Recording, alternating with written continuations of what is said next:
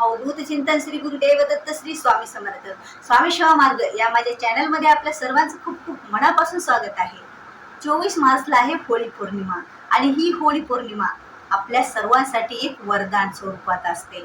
कारण महाशिवरात्रीची रात्र जशी सिद्धिकारक रात्री मानली जाते, त्याचप्रमाणे लक्ष्मी पूजनाची रात्र ही लक्ष्मीकारक मानली जाते। त्याचप्रमाणे होळी पौर्णिमाची रात्र आणि दिवस हे 24 तास सुद्धा आपल्यासाठी खूप लक्ष्मीकारक, बाहेरील बाधा दूर होण्यासाठी, आपल्या अडचणी दूर होण्यासाठी, आपले ग्रहदोष दूर होण्यासाठी, आपले अडलेले कामे पूर्ण होण्यासाठी, आपल्यावरली संकट, विघ्न, वाईट विचार, वाईट बुद्धी आणि आपले जे काही वाईट असेल त्या सर्वांचा नाश होण्यासाठी आणि चांगल्या गोष्टीत प्रगती होण्यासाठी हा दिवस खूप असा शुभ मानला जातो। या दिवशी सर्व कार्य ही सिद्धीत जात असतात। या होळी पौर्णिमेला च्या दिवसाला खूप असा श्री विष्णूंचा आशीर्वाद प्राप्त झाल्या असल्या कारणाने या दिवसाला अधिक असं महत्त्व प्राप्त झालेलं आहे। मग या दिवशी व्यापारी वर्ग असो, व्यावसायिक असो, धंदा करणारा असो किंवा नोकरीवाले असो किंवा गृहिणी असो, प्रत्येकाला समस्या हे असतात। व्यापारात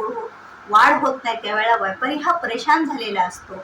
व्यवसायात वाढ होत नाही, व्यवसाय बरोबर चालत नाही, कोणता उद्योगधंदा बरोबर चालत नाही, त्यावेळेला आपण हैराण झालेला असतो। असं वाटतं की आपल्याला असा लवकरात लवकर एखादा उपाय आणि तोडगा असावा की ज्या कारणाने माझा व्यवसाय, धंदा, व्यापार, नोकरीत बढतीही व्हायला पाहिजे। मग होळीचा दिवस त्यासाठी अत्यंत असा उपयुक्त दिवस आहे आणि या दिवशी आपण ज्या काही सेवा पूजा आराधना केली जाते, त्या देवी देवतांची पूजेद्वारे त्यांना संतुष्ट केलं जातं, त्यावेळेला आपल्याला सर्व सिद्धी फळ असं मिळालेलं असतं। त्यात थोडीही अशी शंका नाही, कारण या दिवसाला वरदान प्राप्त झालेलं आहे श्री विष्णूचं। तर या दिवशी आपल्याला एक असा उपाय करायचा आहे की ज्या उपायाने आपल्या सर्व समस्याचे निवारण होणार आहे। व्यवसायवाले, व्यापारवाले आणि धंद्यावाल्यासाठी, नोकरीत बढतीसाठी आणि आता गृहिणी जरी आपण आहोत तर आपल्या घरामधील प्रत्येक गोष्टीत प्रगतीसाठी तर आपल्याला एक गोष्ट करायची आहे बघा, की आपल्याला एक उपाय करायचा आहे, एक पूजा करायची आहे। त्याला उपाय म्हणा किंवा पूजा म्हणा किंवा सेवा म्हणा, पण ते आपल्याला या दिवशी केल्याच्या नंतर सर्व सिद्धी योग आपल्याला प्राप्त होत असतो। कारण हा दिवस सर्व सिद्धी योग आहे। तर या दिवशी आपल्याला श्री महादेवाच्या मंदिरात जाऊन महादेवाच्या पिंडीवर गोमोती चक्रांचा 21 गोमोती चक्रे महादेवाच्या पिंडीवर जाऊन आपल्याला अर्पण करायचे आहेत। जसे आपण फुलं वाहतो त्याप्रमाणे। तर हे गोमती चक्र या दिवशी खूप असे लक्ष्मीकारक असतात बघा। गोमती चक्र एवढे लक्ष्मीकारक आहेत की श्री विष्णूंचा अंश, श्री विष्णूंचा अवतार आहे। कारण गोमती चक्र श्री विष्णूने आपल्यासाठी एक अनमोल अशी भेट दिलेली आहे। आपल्या जीवनातल्या समस्याचं निवारण होण्यासाठी, आरोग्याची समस्या असो किंवा कुठलीही समस्या असो, व्यावसायिकसाठी बघा लक्ष्मी प्राप्ती ही होणे खूप गरजेचं आहे। व्यापारात, धंद्यात वाढ होणे खूप गरजेचे आहे, नोकरीत बढती होणे खूप गरजेचे आहे। यासाठी हे गोमती चक्र खूप असे उपयुक्त आहे। या गोमती चक्राला श्रीकृष्णांचा आशीर्वाद आहे आणि हे गोमती चक्र आपल्याला गोमती नदीच्या काठावर प्राप्त होतात, मिळतात। पण सध्या आपल्याला कोणत्याही एखाद्या धार्मिक स्टॉलवर जिथे आपल्याला पूजेचे साहित्य मिळते तिथे आपल्याला उपलब्ध भेटतात। तर हे गोमती चक्र बघा, याच्या एका साईडला चक्राचा आकार आहे म्हणून याला सुदर्शन चक्र असेही म्हटले जाते। आणि हे गोमती चक्र जर आपण महादेवाच्या पिंडीवर होळी पौर्णिमेच्या दिवशी आपण अर्पण केले, त्याला वाहिले, तर आपल्याला लक्ष्मी प्राप्ती अधिक होत असते। कारण हा दिवस सर्व सिद्धी दिवस आहे। तर हे गोमती चक्र बघा, मी तुम्हाला दाखवते बघा, याचा असा हा चक्रासारखा याचा आकार आहे एका साईडला, म्हणून याला गोमती चक्र म्हणतात। गोमती नदीच्या काठावर सापडल्याच्या कारणाने ही श्रीकृष्णाने आपल्यासाठी भेट दिलेली आहे, आपल्या मानवासाठी पृथ्वी तलावर। तर आणि एका साईडला त्याच्या असा खूप मस्त असा एका साईडला त्याचा आकार असतो बघा, छान असा आकार आहे एका साईडला पण, आणि एका साईडला असा चक्रासारखा आकार आहे। तर हे गोमती चक्र आपल्याला महादेवाच्या पिंडीवर अर्पण करायचे आहेत। ते होळीच्या दिवशी संध्याकाळी, सकाळी नाही, दुपारी नाही, होळीच्या दिवशी सायंकाळची वेळ जी असती त्यावेळेला आपल्याला महादेव मंदिरात जायचं आहे आणि हे 21 गोमती चक्र आपल्याला महादेवाच्या पिंडीवर अर्पण करायचे आहे। तर हे गोमती चक्र महादेवाच्या पिंडीवर हे सायंकाळी जाऊन आपल्याला अर्पण करायचे. यामुळे महादेवाची विशेष आपल्याला कृपा आणि आशीर्वाद प्राप्त होत असतात. बघा, महादेव आणि कुबेर देवता, जी धनाची देवता आहे, जी लक्ष्मी आणि कुबेर ह्यांच्यापासून आपल्याला धनप्राप्ती होत असते, लक्ष्मी प्राप्ती होत असते. पैसा अडका जे काही गोष्टी असतात धनप्राप्तीच्या, धनवृद्धीच्या, त्या होत असतात आणि प्राप्त आपल्याला होत असतात.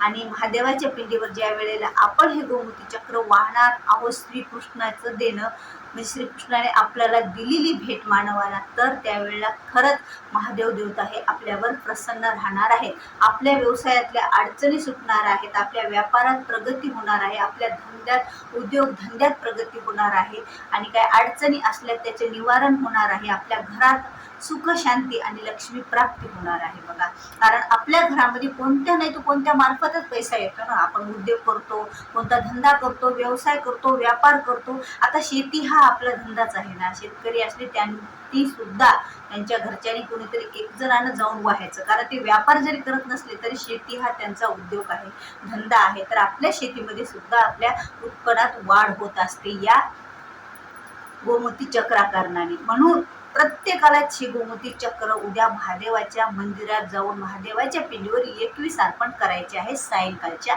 वेळेला.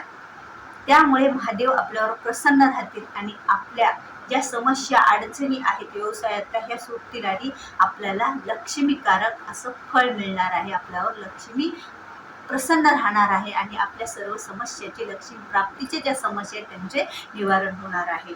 मग शैक्षणिक प्रगती करणाऱ्या विद्यार्थ्यांनी सुद्धा हे करायचं आहे. कारण शिक्षण क्षेत्रात बघा, जॉब लागत नाही, ज्या वेळेला आपल्याला जॉब लवकर लागत नाही, त्यामुळे काय होत असतं, आपल्यावर लक्ष्मी माताच नाराज राहतात ना. आणि जॉब लागला म्हणजे आपल्याला जे पेमेंट पगार भेटते ती लक्ष्मीच आहे. त्यामुळे शिक्षण क्षेत्रात जरी तुम्हाला अडथळे निर्माण होत असले तरी त्यावेळेला सुद्धा तुम्ही हे 21 गोमती चक्र विद्यार्थ्यांनी सुद्धा जाऊन महादेवाच्या पिंडीवर अर्पण करायचे आहेत.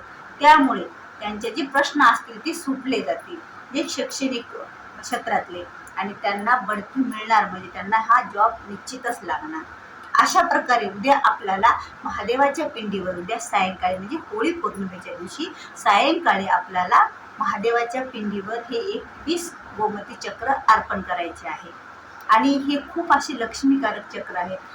श्रीकृष्णाची भेट आहे आणि श्रीकृष्णाची पत्नी तुम्हाला सर्वांनाच माहीत आहे, लक्ष्मीच आहे. विष्णुदेव श्रीकृष्ण हे विष्णूचे अवतार आहेत आणि विष्णूची पत्नी लक्ष्मी आहे, हे तुम्हाला सर्वांना माहीत आहे. आणि हे चक्र कोणाचे हे तर श्री विष्णूचं चक्र आहे आणि ते महादेवाला अर्पण केल्यानंतर आपल्यावर महादेव प्रसन्न होणार असणार आणि त्यामुळे आपली कुठलीच अशी प्रगती ही अपूर्ण राहणार नाही. प्रगतशील आपलं हे घर होईल आणि आपल्या सर्व अडचणीचं निवारण होईल.